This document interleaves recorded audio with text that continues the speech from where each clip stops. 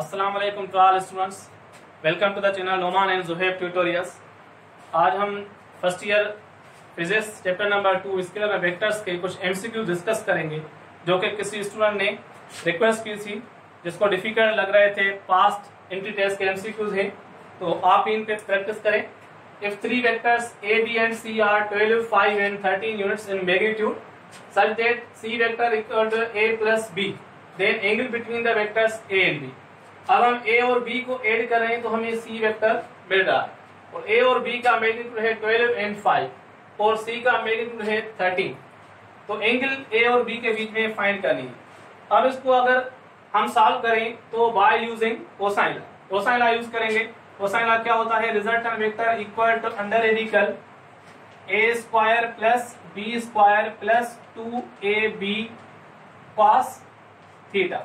ठीक है, रिजल्टेंट क्या है हमारा? समझो कि c वेक्टर है, यहाँ पर c लिख देते हैं। ओके, यहाँ पर वैल्यू पुट करेंगे तो हमें एंगल मिल जाएगी। c कितना है? c is 13। ठीक है, स्क्वायर दोनों तरफ करते हैं, स्क्वायर रूट खत्म करने के लिए 13 स्क्वायर इक्वल टू a का वैल्यू कितना है? 12 square plus 5 square plus 2 into 12 into 5 into cos theta. Further यहाँ पर 13 का स्क्वायर आता है 169 इक्वल टू 12 का स्क्वायर होता है 144 प्लस 25 प्लस मल्टीप्लाई करेंगे 2 5 10 इंटू 12 इंटू कॉस थीटा। यहाँ पर इन दोनों को ऐड करें, लेफ्ट हैंड साइड पर शिफ्ट करेंगे तो ये 144 प्लस 25 ये आएगा 169, इधर आएगा नेगेटिव हो जाएगा 169 minus 169 equal to 10 into 12 120 cos theta. Okay, यहाँ पर ये प्लस माइनस कैंसिल हो गया, क्या बचा? 0 0 इक्वल टू 120 को डिवाइड में लिखें, इधर बचा cos theta. Cos theta equal to 0 मतलब angle theta equal to cos inverse 0। तो कॉस का वैल्यू 0 आ रहा है, मतलब किस एंगल पर? 90 डिग्री पर। तो थीटा वैल्यू कितना मिला? 90 degree. Option number B is correct. लेकिन अगर आप इसको डायरेक्ट करना चाहें तो कैसे करेंगे? कि आप देखें कि a और b को हमने ऐड किया, c मिल रहा है, तो a और b इन दोनों को स्क्वायर करें, ऐड करें, क्या ये c के स्क्वायर के बराबर हो रहा है? देखें a का स्क्वायर कितना है? a है 12 का स्क्वायर किया प्लस b का वैल्यू कितना है? 5 को स्क्वायर किया इक्वल टू क्या c का जो वैल्यू है 13 इसके स्क्वायर के इक्वल आ रहा है। तो आपको पता है जब भी दो रेक्टेंगुलर कंपोनेंट्स हम स्क्वायर करके ऐड करते हैं तो उनका रिजल्ट जो होता है स्क्वायर होता है। तो यहाँ पर भी वैसे ही 12 square 144 plus 25 equal to add करेंगे तो कितना आएगा? 169 जो कि 13 का स्क्वायर किया। मतलब ये दो वेक्टर्स आपस में क्या है? परपेंडिकुलर है। Angle in between them is 90 degree. Next question है, two forces of magnitude 8 newton and 50 newton act at a point. If the resultant force is 17 Newton, the angle between the two forces। अब ये previous जो हमने पहला question किया बिल्कुल वैसा ही है। आप इन पहले वेक्टर्स को स्क्वायर करें और ऐड करें तो देखें ये बराबर हो रहा है, जो उनका रिजल्टेंट है उसके स्क्वायर के। ये चेक करें तो 8 का स्क्वायर करेंगे, 8 का स्क्वायर किया प्लस 15 का स्क्वायर किया इक्वल टू, इनको सॉल्व करें, 8 का स्क्वायर होता है 64 प्लस 15 का स्क्वायर होता है 225। अब हम इनको जोड़ते हैं, 4 प्लस 5 9, 6 प्लस 2 8 और यहाँ पर है 2 है। ठीक है, यानी इनको स्क्वायर किया, ऐड किया 289 आया। तो आप मुझे बताएं 17 का स्क्वायर कितना होता है? 289। 17 का स्क्वायर कितना होता है? 289। मतलब इन दोनों की स्क्वायर किसके इक्वल है? रिजल्टेंट के स्क्वायर के। मतलब ये गिवन वेक्टर्स क्या है? परपेंडिकुलर हैं, इनके बीच में एंगल है 90 डिग्री। अगर आप इनके एंगल फाइंड करना चाहें तो कोसाइन लॉ, जो कि इनका फॉर्मल मेथड है, तो यहाँ पर हम डायरेक्टली एमसीक्यू सॉल्व करने के लिए ये मेथड अप्लाई करेंगे। एक और क्वेश्चन है हमारे पास, if two forces F and G act at right angles to each other, their resultant has the magnitude. तो जब भी दो फोर्सेस परपेंडिकुलर होते हैं तो उनका रिजल्टेंट कैसे मालूम करते हैं? According to the Pythagoras theorem. Let's suppose ये F फोर्स है, ये है G, ये परपेंडिकुलर है, इनका ये है रिजल्टेंट R। तो F square plus G square is equal to R square. Resultant square equal to F square plus G square, दोनों तरफ स्क्वायर रूट लगाएंगे तो ये स्क्वायर रेडिकल खत्म हो जाएगा। रिजल्टेंट का मैग्नीट्यूड क्या निकलेगा, F square plus G square. तो option number A is correct. इसमें ये देखें, ये जो बी ऑप्शन है एफ प्लस जी कब होगा, तो जब दो वेक्टर्स एक दूसरे के पैरेलल होंगे या उन दोनों के बीच में एंगल 0 होगी, तो ये आंसर होता एफ प्लस जी। डायरेक्टली हम ऐड करते हैं। नेक्स्ट क्वेश्चन है, one of the two forces is doubled the other, their resultant is equal to greater force, the angle between the vectors। यहाँ पर हमें कंडीशन गिवन है, दो फोर्सेस हैं, लेट्स सपोज F1 है F2 है और उनका कोई रिजल्टेंट मिलेगा। यहाँ पर कंडीशन क्या है कि टू फोर्सेस हैं, one of the two is double, यानी एक दूसरे का डबल है। लेट्स सपोज F2 का वैल्यू जो है वो ट्वाइस ऑफ F1 है, F2 जो है वो ट्वाइस ऑफ F1 है और उस ग्रेटर फोर्स के इक्वल है रिजल्टेंट, यानी रिजल्टेंट वेक्टर ग्रेटर फोर्स कौन सा है, F2 है, तो F2 के इक्वल है। अब यहाँ पर हमें एंगल फाइंड करनी है दो वेक्टर्स के बीच में, कोसाइन लॉ अप्लाई करेंगे। कोसाइन लॉ क्या होता है, R equal to under radical F1 square plus F2 square plus 2F1 F2 cos theta. Okay, यहाँ पर दोनों तरफ स्क्वायर रूट लगाएंगे अंडर रेडिकल खत्म करने के लिए, तो यहाँ पर आ जाएगा R square equal to F1 square plus F2 square plus 2F1 F2 cos theta. Value put करें, F1 को सेम रखना है, बाकी F2 की जगह 2F1 रखना है, यानी R की जगह क्या रखना है F2 और F2 का वैल्यू क्या है 2F1 R की जगह भी 2F1 रखना है। यहाँ पर 2F1 whole square equal to F1 square plus F2 की जगह 2F1 whole square plus twice the product of first, यानी F1 से इंटू F2 का वैल्यू क्या रखेंगे 2F1 इंटू कॉस थीटा। इसको सॉल्व करें, 2F1 यानी 4F1 स्क्वायर हो जाएगा equal to F1 square plus 2 का स्क्वायर यानी 4F1 square plus 2 to the 4, यहाँ पर भी होगा F1 square into cos theta.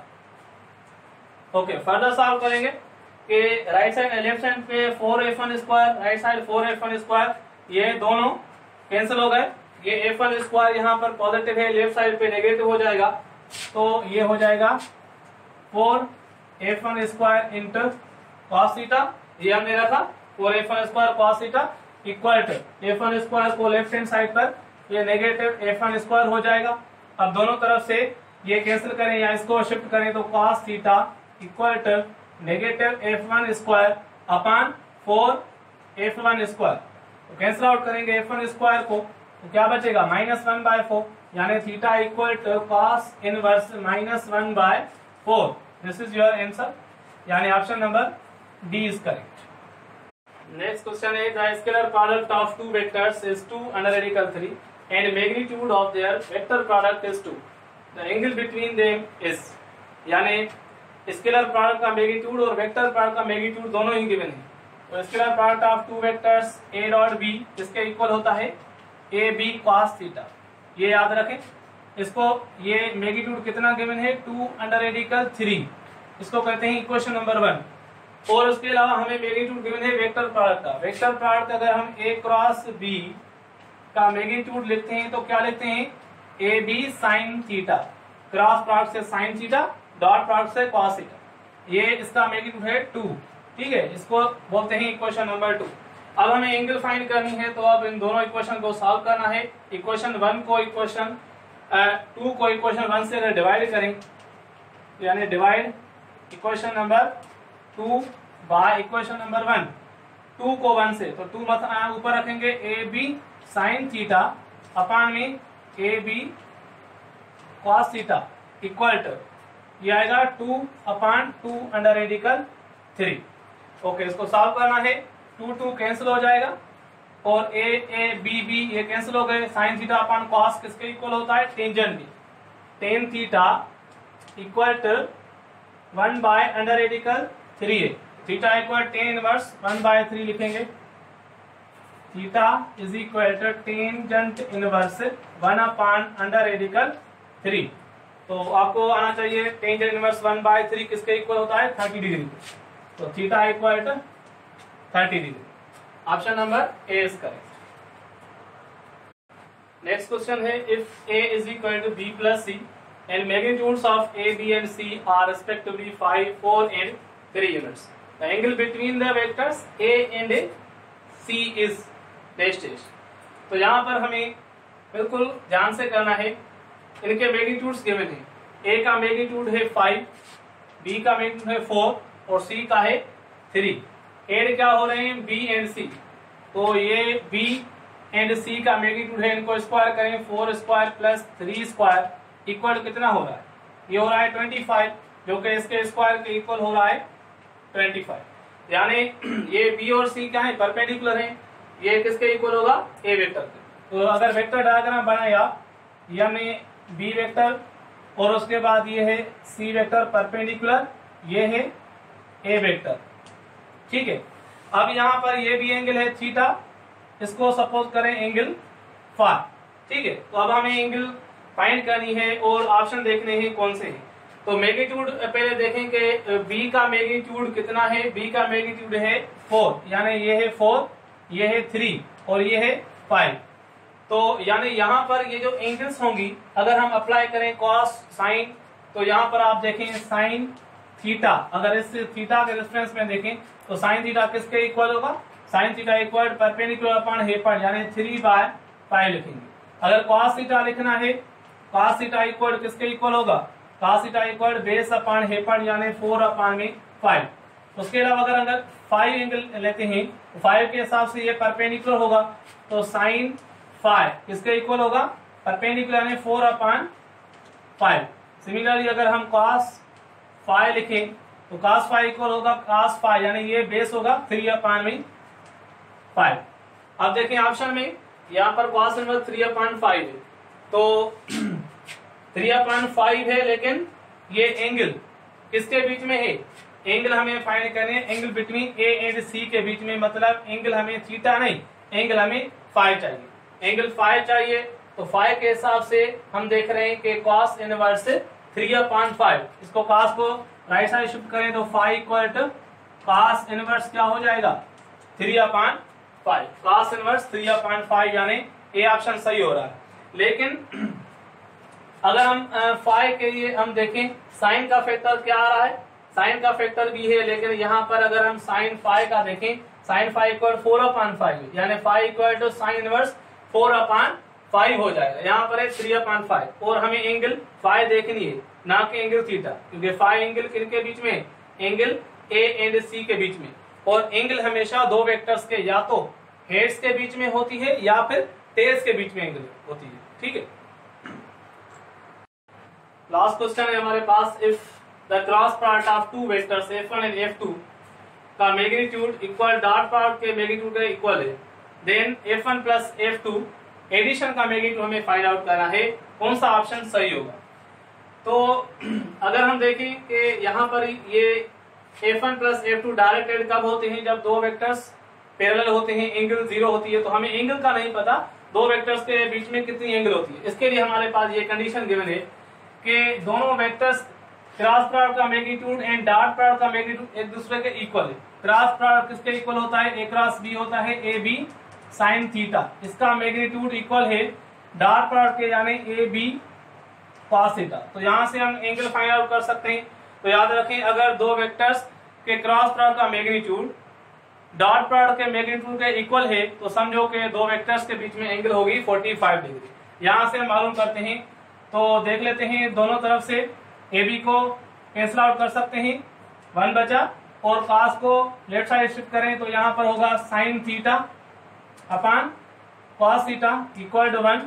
Sign upon cos मतलब क्या हो जाती है, टेन थीटा इक्वल टू 1 यानी theta equal to tangent inverse 1। तो टेंजेंट इनवर्स 1 मतलब 45 डिग्री। तो अब एंगल हमें मिल गई 45, मतलब ये तो ऑप्शन ए नहीं हो सकता। ए कब होगा, जब दो वेक्टर्स के बीच में एंगल 0 होती है। ये बी ऑप्शन कब होता है, जब दो वेक्टर्स के बीच में एंगल 90 डिग्री परपेंडिकुलर होते हैं वेक्टर्स। अब सी और डी के लिए हम यहाँ पर कोसाइन अप्लाई करेंगे तो कोसाइन लॉ कैसे, R equal to under radical f1 square plus f2 square plus twice f1 into f2 into cos theta. ठीक है, ये है कोसाइन लॉ। अगर हम वैल्यू पुट करेंगे f1 square plus f2 square, ये तो सेम आएगा, लेकिन 2f1 f2, तो यहाँ पर देखें एंगल 45, थीटा की जगह 45 रखना है, तो cos